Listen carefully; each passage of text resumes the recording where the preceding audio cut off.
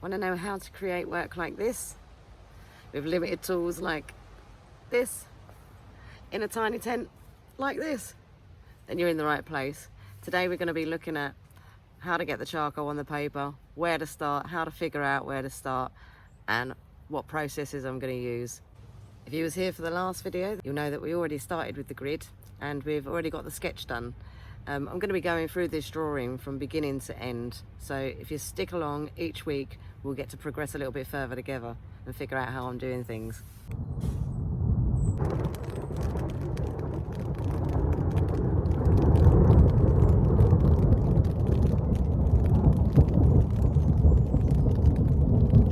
Art with a twist. So today's challenge is going to be actually making a start in getting the charcoal on the paper. Now I always find that the best way for me to start, and it might be different for yourself, figure out where you're most, where you put your most effort in. So sometimes it could be at the beginning of a drawing, it may be once you've got started on a drawing and then you start getting your flow. Either way, but I like to start on my hardest bits first, I guess. So usually that would be the eyes for me, but as this Highland cow doesn't have the eyes showing, I will be starting on the nose, as I think that that's going to be the hardest part for me. So I'm going to focus on that first.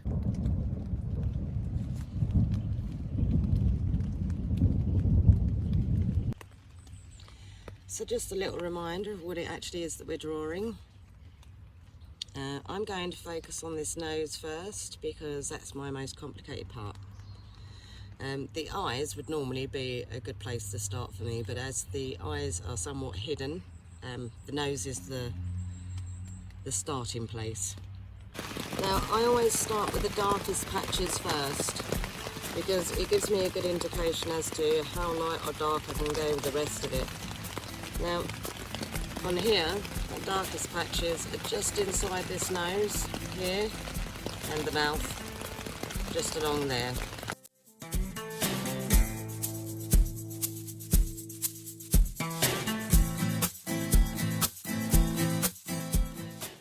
Now to start the darkest patch, what I'm using is the soft grade block from the Generals. Now later on I intend to go back over this even darker with possibly definitely with the Faber-Castell that I told you about in the other video. But for the moment I'm just getting my grades, I guess, the shading grades. And I always find that for me, working with the dark first gives me a bit more confidence to apply the rest of it. So I get that out of the way first. Now, I'm using this blending stump. It's a number 3. I'm not really being picky at this stage. I'm just using it because it had a nice little sharp tip to it and I thought it would work well. So.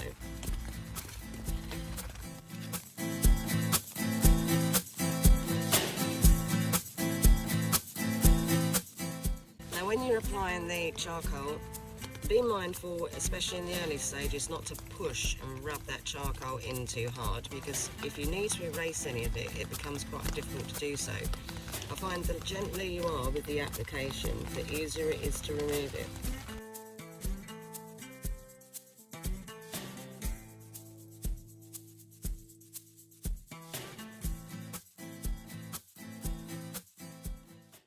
And I guess essentially what you're doing is sort of using this a bit like a pencil, except the difference between this and a pencil is quite shocking. So let me just give you an example. If I draw a line on here with this, it comes out nice and soft.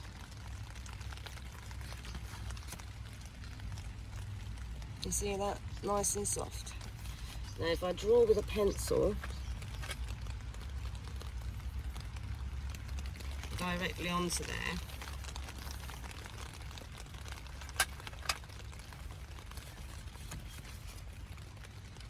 you'll see how grainy that is. Now even when you come to blend that, so if I use a brush to give it a blend, it's quite difficult to remove the grain, whereas if I blend this one, it will come out nice and soft.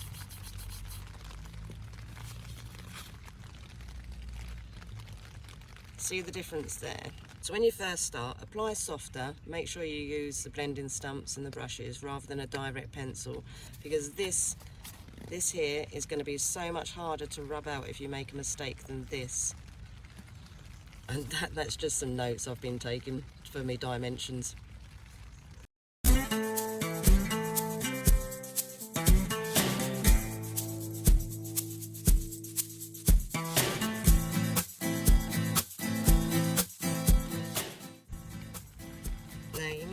Notice that I'm not digging into the really heavy part of the charcoal that I've spread onto there. I'm just dipping in the edges because I don't want this to be too dark. Like I say, I'll be going over it again later. It's just I know where my heaviest parts are and where my lightest parts are.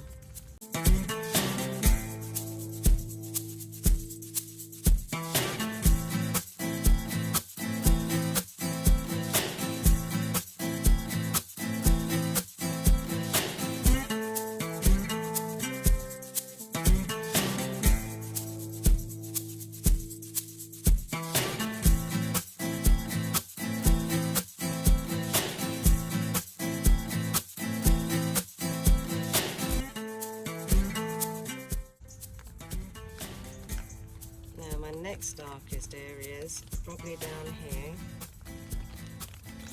Now, because I'm going to need to lift some charcoal out of here for these highlights, I'm going to be quite careful and apply that with a brush.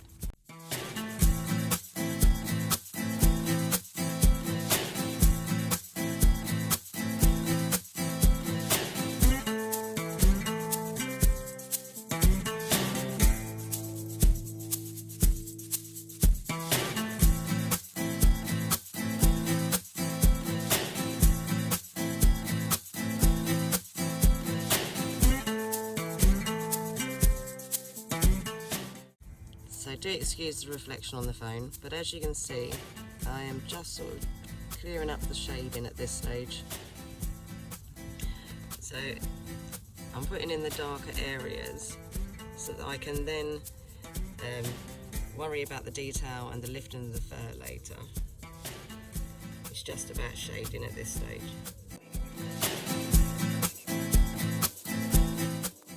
If, by the way, you're unsure of how much charcoal you've got on your brush, once you've dabbed, you can check on your paper that you use for your hand.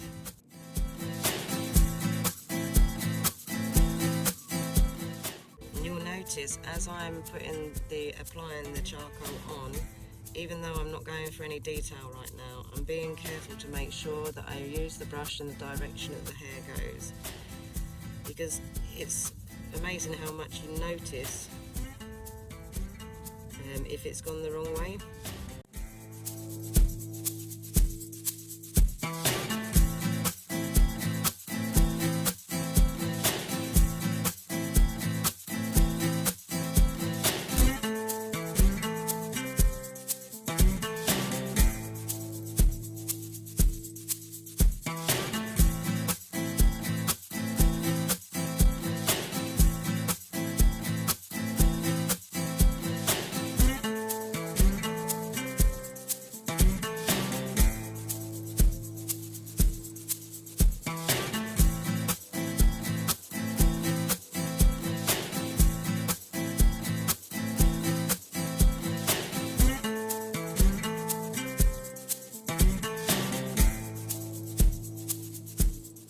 You will notice here that instead of strokes, I'm doing little circles. This is because I don't really want any lines as such in the nose, because it's the texture, isn't it?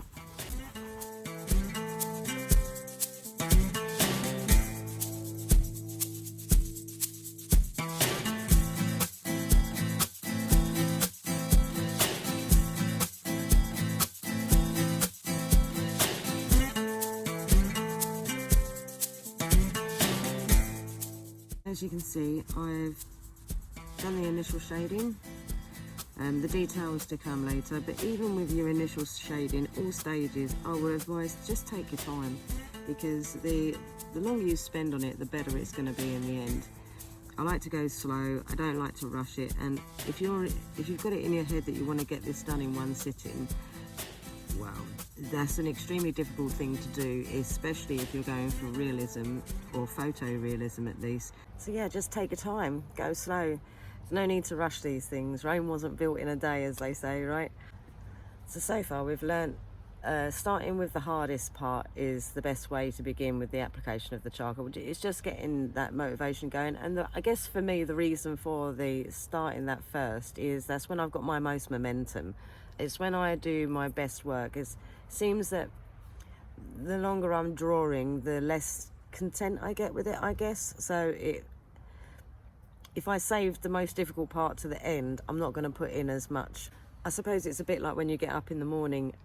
Some people operate better at the first thing in the morning, some people operate better in the afternoon, right? So I guess with the drawing, it's a bit like that. For me, the first thing that I do is always the most difficult bit. And then, of course, like I say, it's the application as well in the initial stages. Be mindful of that. You don't really want to be pressing hard with charcoal at the early stages. You're going to cause yourself such problems later on. Especially if you've made a mistake or something, you've got to erase that. It can become quite difficult to do so. So the lighter the application of the charcoal, the easier it's going to be to lift it off with an eraser, especially the kneadable erasers, which they come in the Generals pack. Now the kneadable erasers, I just pick bits off of it and use them until I can't use them anymore. So it extends the life of the kneadable eraser. Also, the whole clump of it is quite hard to work with a big clump, so I just use bits of it. But of course, when you're coming to lift that charcoal out, this is a really good method of doing so. But again, it relies on a light application. So brushes and blending stumps is the way to go. Don't use a hard pencil, not a charcoal hard pencil anyway, certainly not in the early stages. We'll get into that later on. When I'm doing my final detail, you'll see what I mean by when it's appropriate to use the charcoal pencil directly on the paper. So don't forget to be notified of the next video. Please do subscribe, like, share around and all that hype. Come back next week and we'll start the detailing on the nose. Do let me know in the comments below if you started an attempt of your own and what tools you have. I'm always interested in knowing what other people have got because it can expand my world, right? So do leave a comment below. Let me know how you're getting on. Until the next time.